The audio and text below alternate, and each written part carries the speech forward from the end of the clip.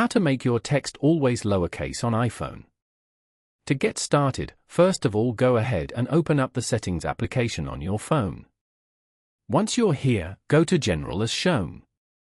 From here, you can manage your overall setup and preferences for iPhone, such as software updates, device language, CarPlay, AirDrop, and more. Then, scroll down and go to Keyboard. You can manage all your keyboard settings from here. Scroll down and turn off the auto capitalization option.